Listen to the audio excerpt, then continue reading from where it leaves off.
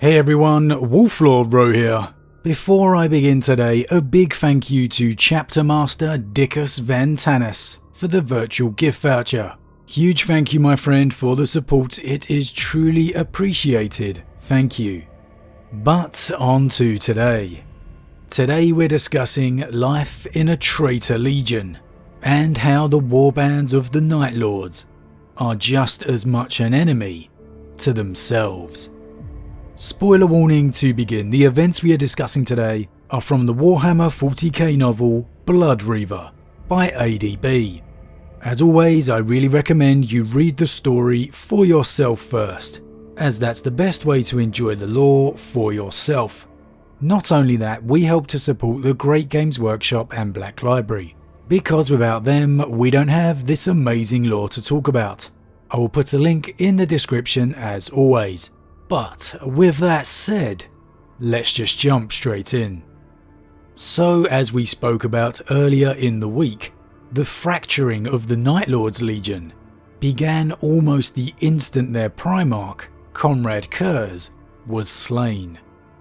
The various power brokers of the Legion, the captains of the companies, immediately vying for power, with the first captain disappearing during the attack by the Eldar, and thus began the breakdown of the Legion into separate warbands. Yes, there have been times throughout the history of them largely unifying for a cooperative engagement, but this is extremely rare, and for the most part, each former company or warband is completely independent. Now, the breaking down of leadership is not an ideal situation at the best of times, let alone combined with the fact that the ruinous powers are doing their best to bring the legionaries remaining under their sway.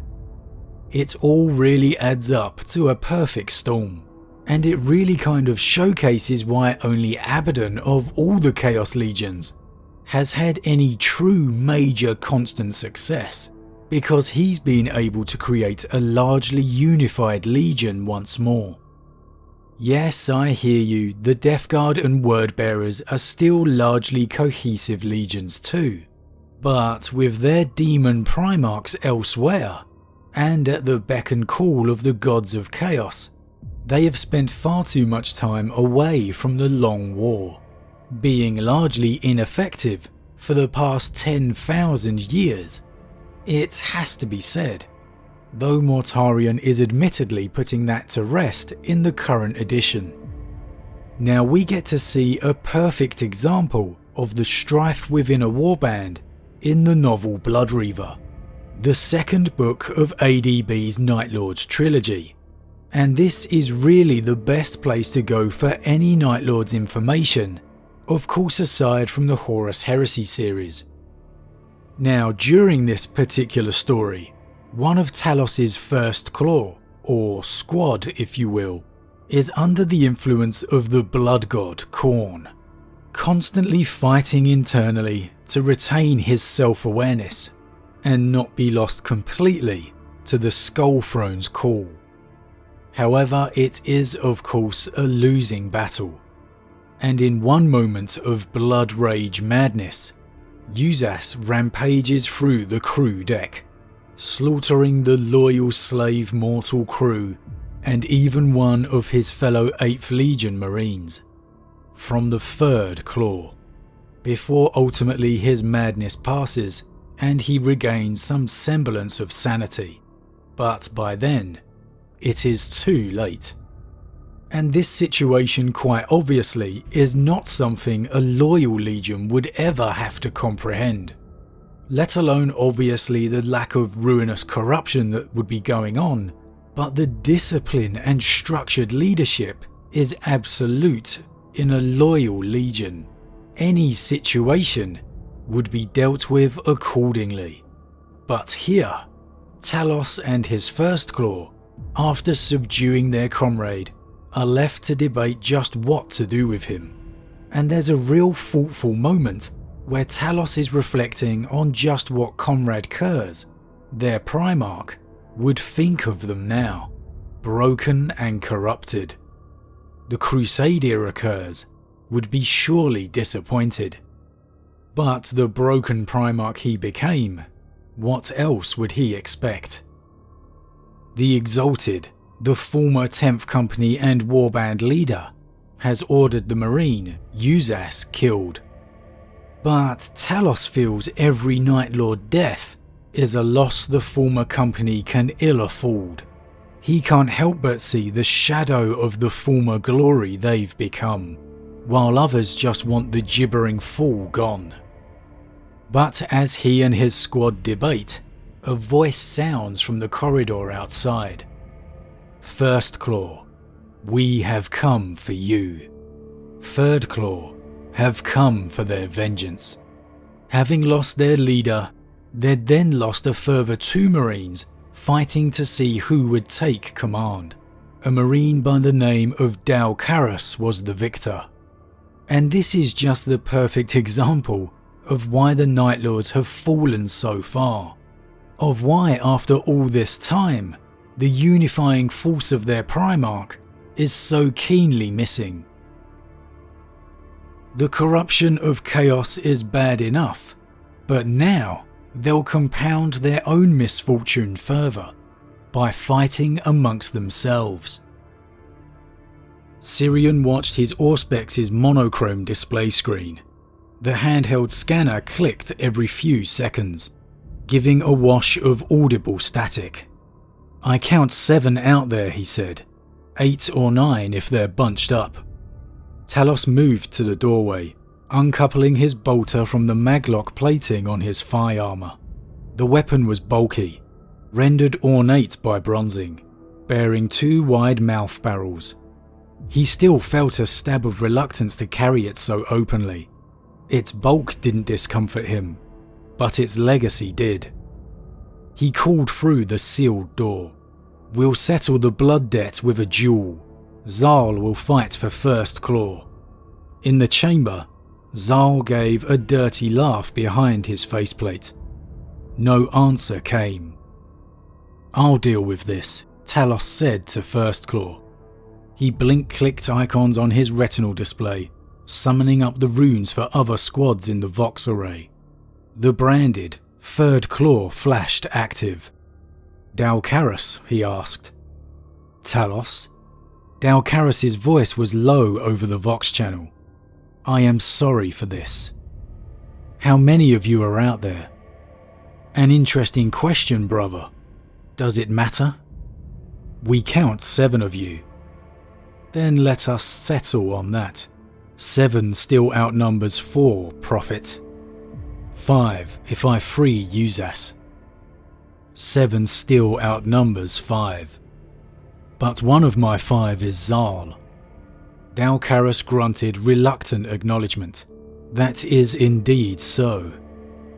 How did you come to lead Third Claw? I cheated, said Dalcaris. The words spoken as simple confession. He offered no justification, nor any excuse. Irritatingly, Talos found himself warming to the other warrior. This will bleed us both, Talos said. I am not blind to that, Prophet, and I did not spit on my allegiance to Halaska just to die on this crippled ship mere months later. There was nothing of anger in Dalcaris' voice. I do not blame you for Uzaz's instability.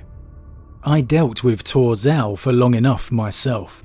I am all too familiar with the affliction of taint. But the blood debt must be paid, and the branded will not settle for a duel of champions. Then you shall have your blood price, the Prophet said, with a rueful smile, and severed the link. Just listen to the meaning behind the words here. Dalcaris knows full well this is going to end in death, costing the Shattered Company even more lives, adhering to tradition of a world and a legion that long since lost any semblance of reality. If they just had that leadership, that unifying bond. But instead, they'll simply make their own situation worse, costing them lives they simply cannot afford. First Claw behind the locked door discuss their options, and they are few and far between, to say the least. Knowing they have the advantage at close quarters, they expect Third Claw to remain at range, preferring their bolters. A simple charge to close the gap will see them slaughtered, so smoke grenades may give them the edge. They really don't have any other option, and they even free their corrupted brother Uzas to assist in the fight. And with that, the door blows open and smoke fills the corridor beyond. First Claw charging through the smog to engage their brothers, each of them suffering a hail of bolter fire as they do so. Talos, reaching one of his former kin, hacks down his enemy, decapitating him in one fell stroke. But despite the damage they are taking, they have the advantage now they've closed the distance, and one by one, First Claw mauls their brother squad, until only Dalcaris remains alive. "Why didn't you just kill Uzas?" he asked. "It would have ended this before it began." "You are not foolish enough to truly believe that," Talos spoke softly. "This, as with all things in the Legion, is a wound torn open by revenge. I wish to join First Claw. Then you should not have come against us, in midnight clad." He kept his aim at Dalcaris' face. "If you cannot dissuade your own squad from petty vengeance, that costs loyal lives, what use are you? You cannot control Uzas. Is there a difference? Are your lives worth so much more than ours?" "Evidently they are," Talos replied, "because we are the ones with our guns to your face." And with that, both barrels bellowed. And thus ended Third Claw, 7 warriors the Night Lords could ill afford to lose, and another squad damaged so badly they will take months to repair their armor, all thanks to the corruption of chaos, a forgotten world and a legion's traditions, and most of all, the loss of true leadership. This all is the perfect example why the Night Lords are in the situation they're in, why they have struggled so much to recapture their former glory, and of course the nature of Nostromo. The murderers and thieves of a legion, without that accountability, let their nature rule. And if there was one thing Conrad Kurz represented, it was accountability. So as always guys, what do you think? Do you agree with me that the Night Lords have never truly replaced that loss of leadership that Conrad Kurz, their Primarch, and even Sevatar represented? With their gene seed remaining pure, is it truly just the nature of Nostromo running rampant without the Night Haunter to hold it in check, combined with the influence of chaos that has led the 8th Legion on the path to ruin? And is there a path back for the 8th Legion to regain their status amongst the traitor legions? As always guys, leave your thoughts in the comments below, I love to read them. Huge thank you to all my subscribers, your support truly means a lot to me, it really does. And if you're new, please consider subscribing to help the channel grow. And if you enjoyed this particular vid, then why not drop a like on it too. But with that said, I am off and I'll see you all again real soon.